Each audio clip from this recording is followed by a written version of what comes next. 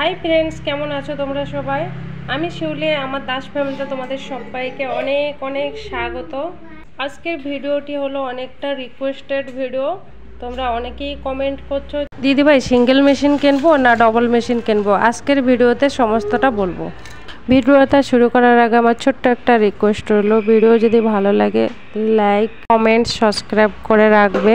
ভিডিওটা যদি বেশি বেশি ভালো লাগে, যাদের হেল্প হবে তাদের কাছে শেয়ার করে দেবে, এইটুখানি আমার রিকোয়েস্ট রইলো। প্রথমে কিন্তু আমি শুয়ের ব্যাপারে বলবো, তারপরে কোন মেশিন কিনলে তোমাদের ভালো হবে সেটা বলবো। শুয়ের বিষয় যদি জানতে চাও আর কোন মেশিন কিনলে ভালো হবে যদি জানতে চাও, পুরো ভিডিওটা দেখতে হবে। তাহলে শুরু করছি ভিডিওটা। আজকের এই ভিডিওটি অনেক রিকোয়েস্ট ভিডিও, অনেকেই রিকোয়েস্ট করার শর্তে আমি কিন্তু এই ভিডিওটা বানাচ্ছি। তার জন্য চেষ্টা করছি তোমাদের ডিটেলসভাবে কিভাবে বোঝানো যায়। এখানে দেখো 5টা সুই আছে। সুইয়ের কিন্তু 5টা নাম্বার আছে। দেখো, এটা 21 নাম্বার, এটা 18 নাম্বার, এটা 16 নাম্বার, এটা 14 নম্বর, এটা 11 নম্বর। এই যে নাম্বারের সুইগুলো কিন্তু তুমি সিঙ্গেল মেশিন, এগুলো কিন্তু সিঙ্গেল মেশিনের সুই। তুমি এই যে নাম্বারের সুইগুলোও কিন্তু ব্যবহার করতে পারবে ডবল মেশিনে, ঠিক আছে। খালি ফরক এটা, এই যে দেখো ফরক এটা যে সিঙ্গেল মেশিনের, এটা একটু কাটিং করা, দেখো এটা একটু কাটিং করা। আর ডবল মেশিনের কী হবে, এরকম রাউন্ড থাকবে, পুরোটা রাউন্ড থাকবে। এই নাম্বারের সুইগুলো দিয়ে কিন্তু যে নাম্বারের সুই দিয়ে যা যা সেলাই করতে হয়, কিন্তু ডবল মেশিনেও কিন্তু এই নাম্বারের সুইগুলো দিয়ে তোমরা সেরকম সেলাই করতে পারবে। আমাদের এই লেডিস কাজে কিন্তু এই 5টা সুই দরকার হয়।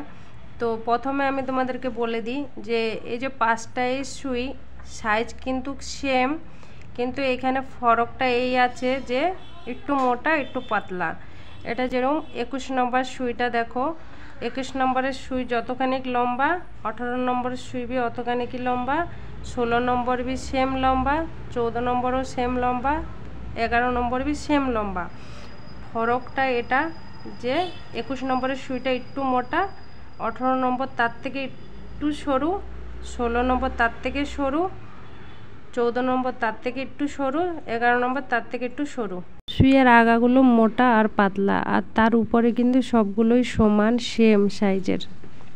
প্রথমে আমি বলে দিই 21 নম্বর সুই দিয়ে আমরা কি কাজ করি। 21 নম্বর সুইটা আমাদের সচরাচর অতটা ইউজ করা হয় না। যখন আমরা জিন্সের কাপড় 2-3 ভাঁজ দিয়ে সেলাই করি, তখন কিন্তু আমাদের 21 নম্বর সুইটা লাগে। যেরকম জানলার পর্দা সেলাই করার সময় লাগে, মোটা ব্যাকসেট সেলাই করার সময় লাগে, 21 নম্বর সুইটা কিন্তু তখনই লাগে। তারপরে বলি 18 নম্বর সুইটা দিয়ে আমরা কি করি। 18 নম্বর সুইটা দিয়ে যেরকম একটু মোটা ধরনের কাপড় পাওয়া যায়, যে ড্রেসের যেগুলো আমব্রেলা কাটিং ড্রেস হয়, একটু মোটা ধরনের কাপড়টা সিল্কির ভিতরে বি মোটা পাতলা আছে। তো যেগুলো একটু সিল্কি কাপড়ও মোটা থাকে, সেই সব জিনিসগুলো সেলাই করা, যেমন সায়াটাও কিন্তু মোটা, যে মোটা কাপড়ের সায়া আছে, পাতলা কাপড়ের সায়া আছে। যেটা মোটা কাপড়ের সায়া সেটাতে কিন্তু আমাদের 18 নম্বর সুইটা দিয়ে সেলাই করতে হবে। এবার বলি 16 নম্বরের সুইটা। 16 নম্বরের সুইটা দিয়ে আমরা লেডিস কাজ 80% যে কাজগুলো আমরা এই 16 নম্বরের সুই দিয়ে করতে পারবো। সব ধরনের প্রায় মিডিয়াম কাপড় যেটা থাকে, মিডিয়াম কাপড় যেগুলো আছে, সব ধরনেরই মিডিয়াম কাপড় আমরা 16 নম্বর সুইচ দিয়ে সেলাই করতে পারবো।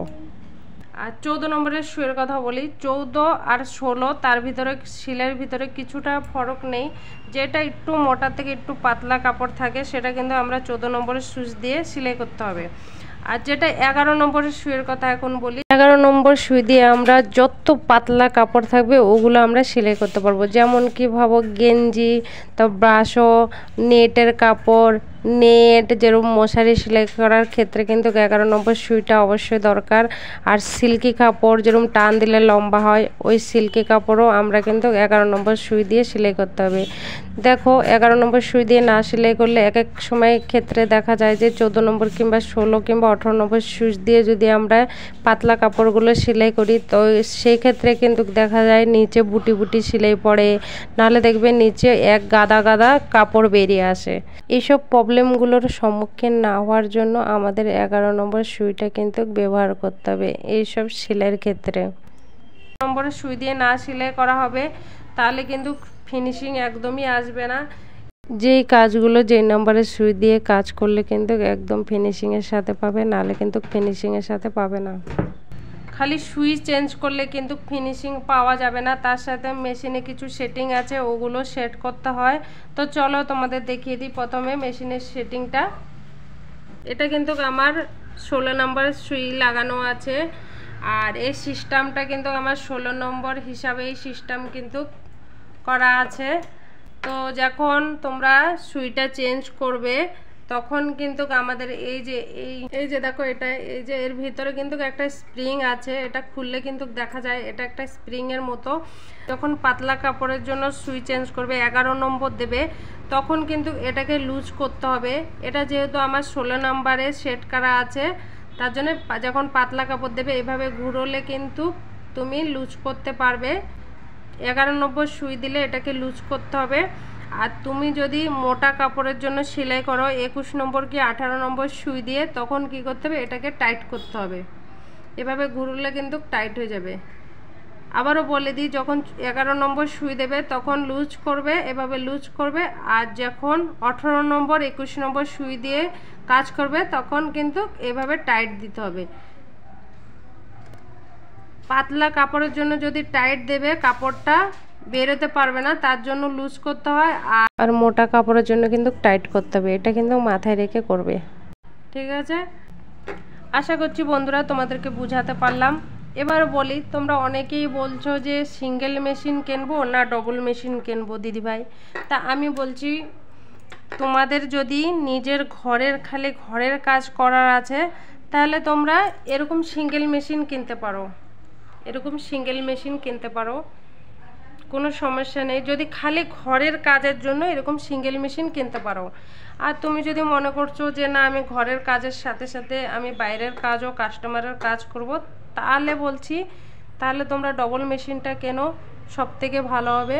সিঙ্গেল মেশিনের চেয়েও তুমি যদি বাইরের কাজ করতে ইচ্ছুক আছো, তাহলে ডবল মেশিনটা নাও, তোমার জন্য ভালো, কাজও জলদি হবে। মানে বেশি কাজের জন্য বড়টা নিহাতি দরকার। আর আমি যখন মেশিনটা কিনে, হয়তো তোমরা অনেকে বলবে দিদিভাই তাহলে তুমি এই ছোট মেশিনে কিভাবে লোকের কাজ করছো। তো বলে দিই, তার জন্য আমি কিন্তু যখন মেশিন কিনেছিলাম, আমার কিন্তু তখন আমি ভাবতে পারিনি যে আমি লোকের কাজ করব। তার জন্য কিন্তু আমার এই মেশিনটা কেনা। এই মেশিনটা কিন্তু আমার প্রথম কেনা, এটা হলো আমার 10 বছর হয়ে গেছে এই মেশিনটা, কিন্তু খুবই ভালো পড়েছে আমার এই মেশিনটা। উষা কোম্পানি মেশিনটা খুব ভালো পড়েছে। আমি 10 বছর থেকে এই মোটরটাই লাগিয়ে আছি, সেরকম মোটরটাও আছে। মোটরের নামটাও তোমাদেরকে বলে দিই, রয়্যাল সন মোটরের নাম। মোটরের কোম্পানির নামটা আছে রয়্যাল সন। তো আমার এই মেশিনটা যবে থেকে কেনা, এই মোটরটাও তবে থেকে কেনা, তবে থেকে সেট করা, আজ পর্যন্ত এখনও ভগবানের ইচ্ছায় আমি এই মোটরেই কাজ করছি, এই মেশিনেও কাজ করছি, কোনো অসুবিধা কিন্তু আমার হয়নি। কিন্তু এটা কি একটু কাজটা একটু লেটে হয়।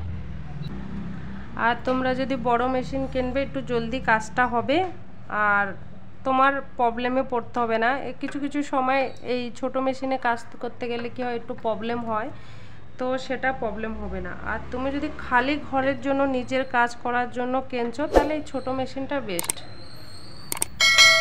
আশা করছি বন্ধুরা তোমাদেরকে বুঝাতে পারলাম। তো এই ভিডিওটা এখানে শেষ করছি, দেখা হচ্ছে নেক্সট ভিডিওতে।